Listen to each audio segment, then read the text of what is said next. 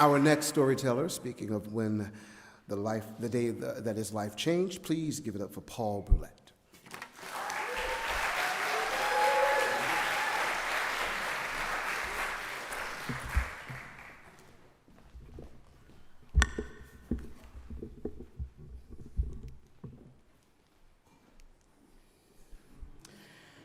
The day I adopted Joel was everything to me. It had been everything that I expected it would be. But 5 days after I came home from Vietnam, my life changed in a completely unexpected way. My mother died that day, less than 24 hours before she was to meet her only grandchild. To better understand the impact that day had on me, you'll need a little history about my relationship with my mother. When I was a kid, she was angry and critical, and I got hit a lot. When I suggested that it might be nice to get some positive feedback, she said, "You're just like your father. You always want to be told how good you are. My job is to tell you when you're doing something wrong so you won't do it again." Once I got older, I asked her why she never said she loved me, and she said, "It should be obvious that I love you," and because my mother never said it to me. Whenever my father commended me about something, she would invalidate it, sometimes reducing me to tears. My father would always comfort me and tell me not to listen to her because she didn't know any better.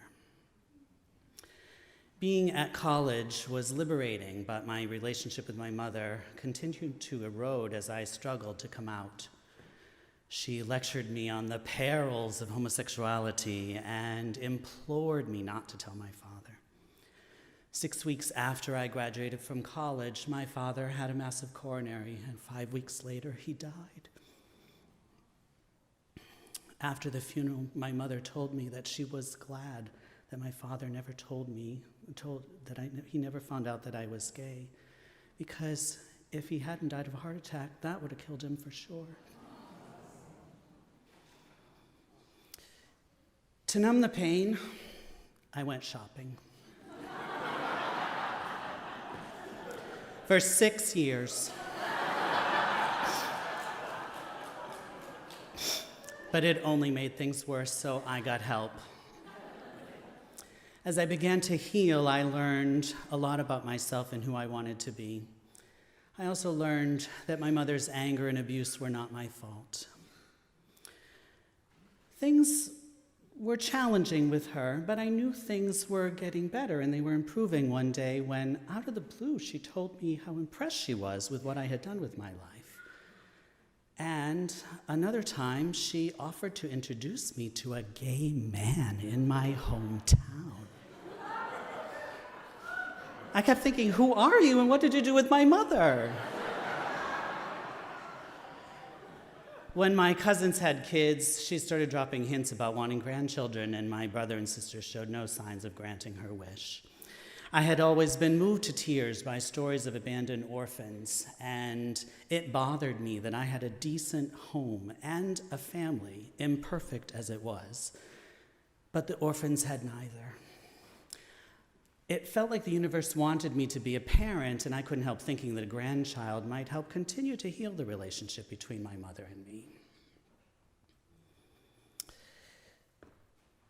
When I told her I was going to adopt a baby, her reaction was tepid.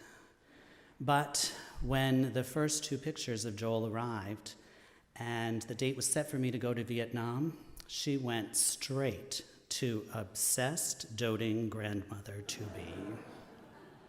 She begged me to take her shopping before she left for her annual month-long trip in Florida. And I was leery about buying things before I got Joel. But I'm glad I went because those shopping excursions turned out to be the best moments, some of the best moments I'd ever had with her. My mother went to Florida, and then a few weeks later, went to Vietnam to get Joel. I flew home on a Friday. She was flying home from Florida the following Wednesday. That Wednesday afternoon, she called me and said she's home. I said, I'll bring Joel to meet you the next morning. We chatted for a while, and suddenly she stopped and she said, I don't feel well. So I got my brother-in-law to go to her house since he worked a mile away and I lived an hour away.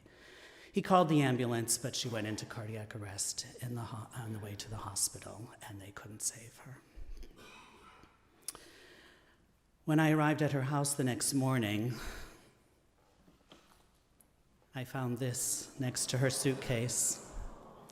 Ironically, it says, "Daddy and me." That's what I used to call my father. In the year following my mother's death, I was flooded with anger and grief. But I was grateful that I had this beautiful, happy baby, because he gave me such a sense of purpose and focus. At the same time, I often felt completely incapable of meeting his emotional needs. And in stressful moments, I verbally lashed out at him, which filled me with shame and guilt.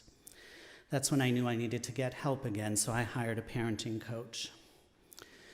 In my sessions with the coach, I recounted the stories of my childhood, followed by the stories of continued healing, forgiveness, and validation that I had been robbed of by my mother's untimely death. In the process, the coach helped me realize that those were all just stories, and that I now had the choice to create a different story, a new story about the loving and nurturing parent I had promised myself I would be.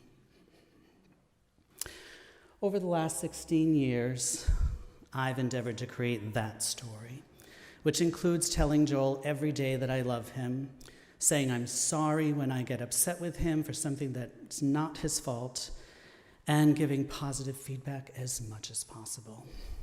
The story also includes empathizing with him when he longs for a mother who is not physically present, surrounding him with women who shower him with affection, and teaching him that our life doesn't always turn out to the way we planned.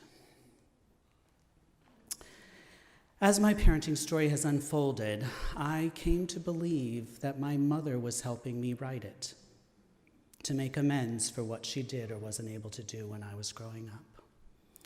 And recently, I've also started to believe that when someone tells me I'm a great parent or that Joel's a great kid, it's my mother who's telling me that through them, and that she's also saying, "You're just like your father," and that's a good thing.